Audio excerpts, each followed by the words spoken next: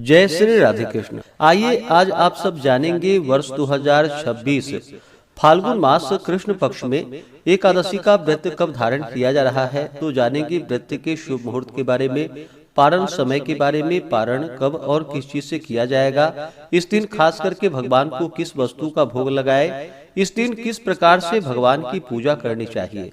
तो आइए जानते हैं इन सबों के बारे में। फाल्गुन मास कृष्ण पक्ष में पड़ने वाली एकादशी को इसे विजया एकादशी के नाम से जाना जाता है। आप सभी भक्तों को विजया एकादशी व्रत की ढेर सारी शुभकामनाएं। आप सभी के जीवन में लक्ष्मी नारायण की कृपा से आप सभी को सभी प्रकार के सुख तथा समृद्धि की प्राप्ति हो। जो भी भक्त सच्ची श्रद्धा के साथ, नियम और निष्ठा के साथ विजया एकादशी का व्रत धारण करते हैं, व्रत में नियमों का पालन करते हैं, इस दिन भगवान विष्णु के नारायण स्वरूप की पूजा करते हैं, तो इससे व्यक्ति के सभी प्रकार के पाप और ताप नष्ट हो जाते हैं। इस व्रत को करने वालों को अभिजीत कार्य में यह विजयदायक है। राज दरबार में बैरियों से तथा परीक्षा आदि में सफलता प्राप्त कर धन, वैभव, लक्ष्मी प्राप्ति हेतु यह व्रत अत्यंत उपयोगी माना गया है। जो भी इस व्रत को धारण करते हैं, पूजन आदि का कार्य करते हैं, उन्हें दशमी के दिन से ही व्रत में नियमों का पालन करना चाहिए। शुद्ध और सात्विक आहार ग्रहण करें। दशमी के दिन सूर्यास्त से पहले ही और दशमी तिथि के दिन सोना, चांदी, तांबा अथवा मिट्टी का एक घड़ा ले कलश स्थापित करे, उसमें जल एवं आम के पल्लव छोड़ करके वेदिका पर रखे। उसके आसपास सप्त धान्य और उसके ऊपर जौ रखकर भगवान नारायण की प्रतिमा को स्थापित करे। एकादशी के दिन शुद्ध आदि होकर के स्नान आदि करके गंध, पुष्प, धूप, दीप आदि से पूजन करे। अनेक प्रकार के नैवेद्य आदि का भोग लगाए। उस दिन उस कुंभ के पास ही सामने बैठ करके भगवान का ध्यान करते रहे। रात्रि में जागरण करते हुए समय को व्यतीत करे और द्वादशी की सुबह में कलश को नदी या सरोवर के तट पर ले जाकर उसका विधिवत पूजन कर उसे ब्राह्मण को दान कर दे। इस प्रकार करने से सभी प्रकार के मनोरथ की सिद्धि होती है।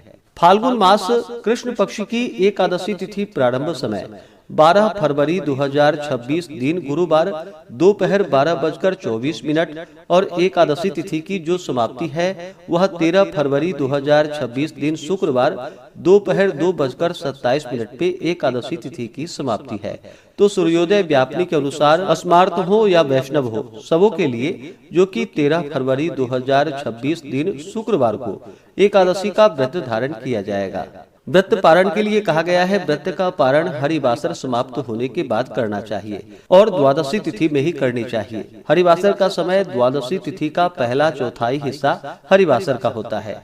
तो द्वादशी तिथि प्रारंभ समय 13 फरवरी 2026 दिन शुक्रवार दोपहर 2:28 और द्वादशी तिथि की जो समाप्ति है वह 14 फरवरी 2026 दिन शनिवार शाम 4:03 पे द्वादशी तिथि की समाप्ति है।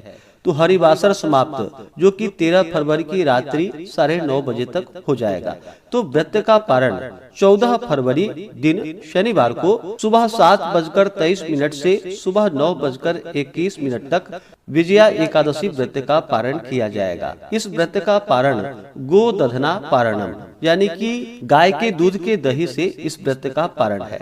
यह संभव ना हो पाए तो आप जल, फल या तुलसी दल से व्रत का पारण करें। 13 फरवरी को ब्रह्म मुहूर्त का समय सुबह 5:30 से सुबह 6:20 तक होगा। सूर्योदय का समय सुबह 6:34, सूर्यास्त शाम 5:50 होगा। राहु काल का समय सुबह 10:47 से दोपहर 12:12 तक होगा। राहु काल समय के दौरान कोई भी शुभ कार्य या नया कार्य नहीं करना चाहिए, इस बात का ध्यान रखें। प्रातः काल पूजा का शुभ मुहूर्त सुबह 6:35 से सुबह 10:47 तक होगा।